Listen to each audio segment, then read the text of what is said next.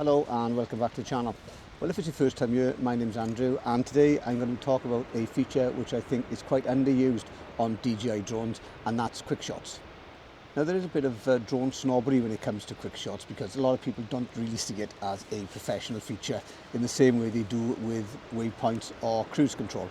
But for me, I do tend to use quick shots a hell of a lot, especially when I'm out solo traveling, because it means I can rely on the drone to capture all the footage that I need single-handedly without any fuss, and I know it's going to come out great every time that I use it. Now, one of the things that makes quick shot so great is the simplicity of it.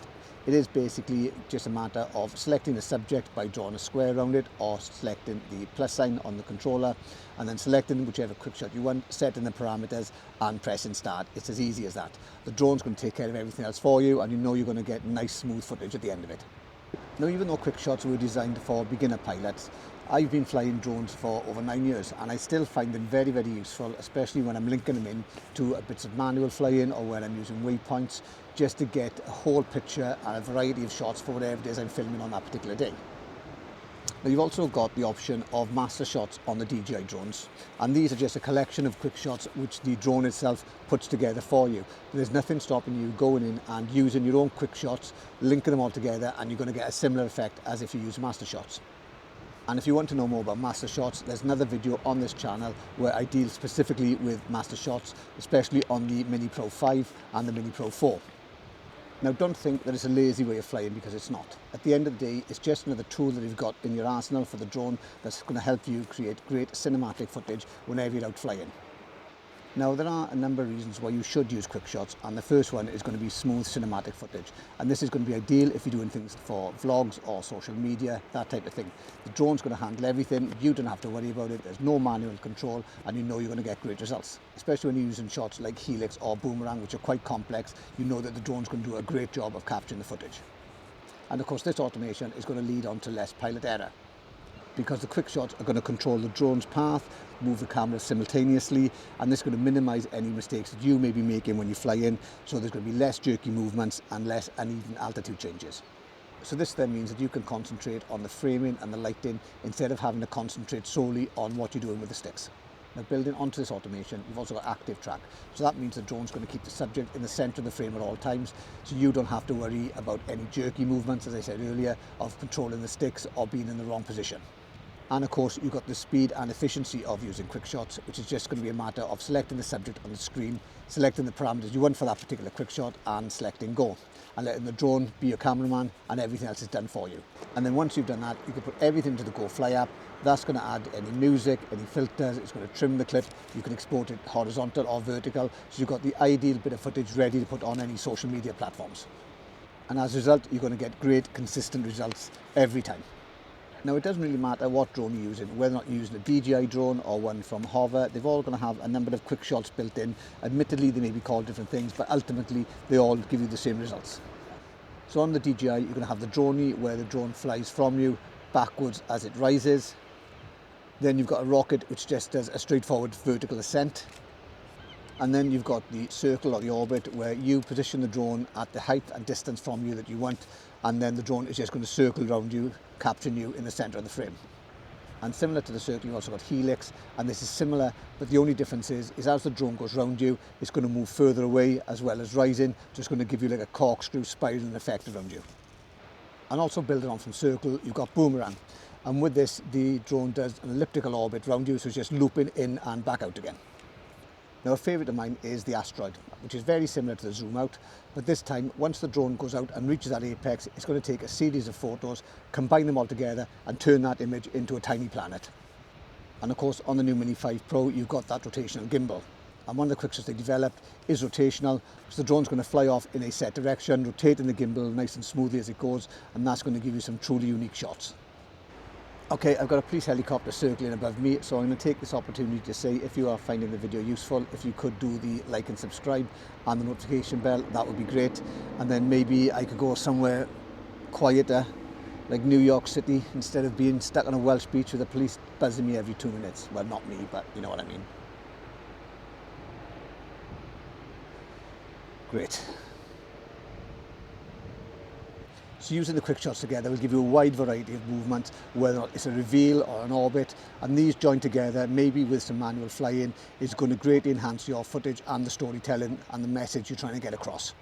So basically, the quick shots are DJI's way of just letting the drone take care of everything for you, whether or not you're doing a circle or a boomerang, a rise up to do a reveal or an orbit. Everything's going to be handled smoothly in a nice cinematic way and keeping the subject centre of the frame at all times. And also, if you're lucky enough to have the new Mini 5, you've also got that new rotational gimbal, and that again is going to give you some really great shots because it allows the drone to fly off in a particular direction, nice and smooth, whilst rotating that gimbal at the same time. Plus you've got the better sensors, and you've got the true vertical shooting on both the Mini 4 Pro and the Mini 5 Pro. And that's going to be ideal for when you're doing your social media. So really, you need to look at quick shots as being your new best friend when you are out filming, because they are going to give you some truly fantastic results. Now, there's also some things you need to bear in mind when you are using quick shots, and one of those is to make sure you've got a GPS lock so your drone doesn't go awry. You also want to make sure that you've got plenty of space, because depending on some of the quick shots, the area that you choose can be quite wide. So make sure that there's no power lines, trees, buildings which can get in the way and ruin the shot for you. Also make sure you've got plenty of battery, because you don't want the drone to stop halfway through the shot, come back and you've ruined everything.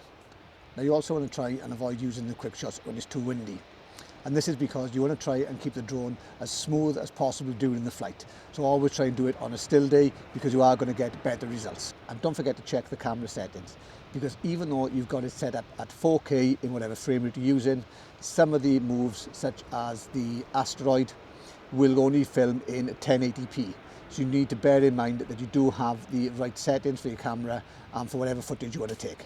So you need to make sure you double check your resolution before you set off.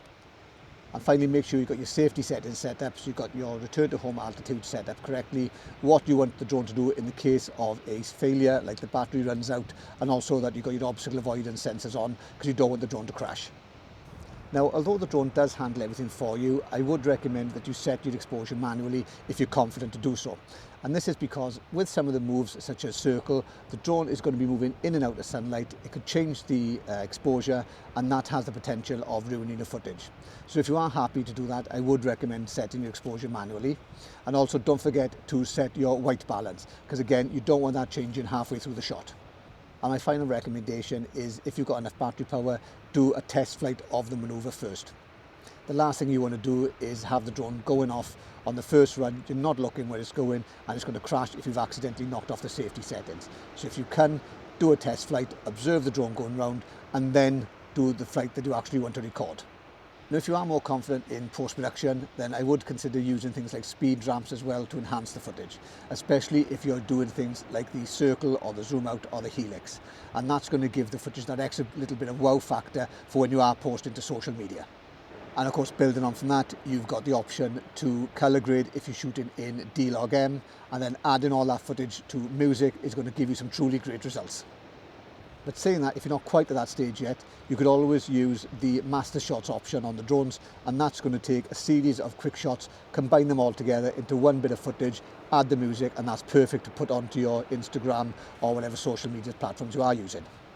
And like any bit of filming, there are particular shots that go with particular scenarios. So if you're traveling, you should go for the Dronie or the rocket, and that's going to give you a big revealing shot. If you're doing architecture or real estate, then go for a circle or a boomerang effect. Doing actions and sports, then try using a helix. And if you really want to impress people, go with the asteroid effect. But remember, the asteroid only films in 1080p.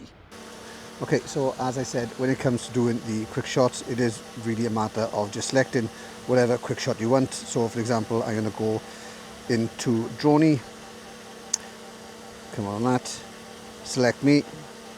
Select the distance that I want the drone to go. So I can say 60 meters. Click on start.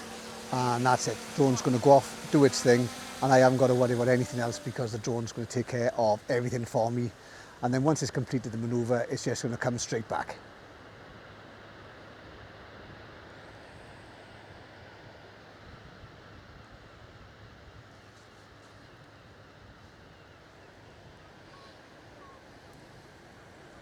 And there you can see it's coming straight back.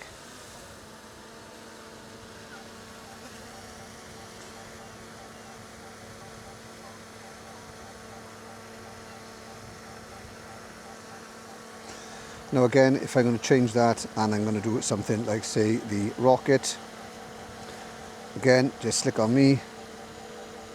So again, I do something like the rocket, so I just select me, select the altitude I want, 50 meters, click on go, and the drone's just going to go off straight up in the air, keeping me in the center of the frame as it goes along. And if I wander about, you can see it's still keeping me in the center of the frame as I'm moving around. So it's got the tracking ability as you're flying the quick shots as well. Now, as I was saying earlier, you do need to be aware of the resolution you're filming in. So at the moment, you can see that it is set to 4K 30, but if I'm going to change that over and I'm going to do an asteroid, you can see it's going to drop down to 1080p 30. Now with the asteroid, it's going to do exactly the same as it did with the Dronie, but when it gets to the summit, it's going to take a series of 9 photos. And then it's going to combine that into one tiny planet at the end of the footage.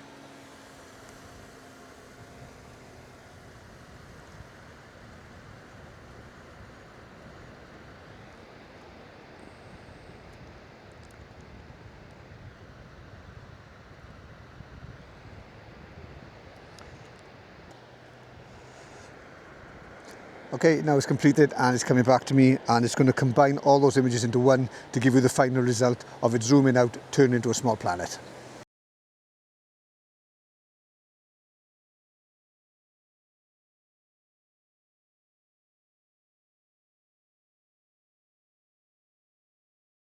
Okay, so that should give you a basic understanding of quick shots, when to use them and how to use them. And if you found the video useful, please do the like and subscribe and the bells up notification thing. It helps me and the channel out greatly, so that would be appreciated. If you've got any questions in relation to the Mini 4, the Mini 5, the Neo, the Hover X1 Pro or Pro Max, that would be greatly appreciated too. If you'd like to buy me a coffee, there's a link in the bottom for that, and that would be really appreciated. And if there's any questions, let me know as well, and I'll get back to you next time. Thanks very much. Bye.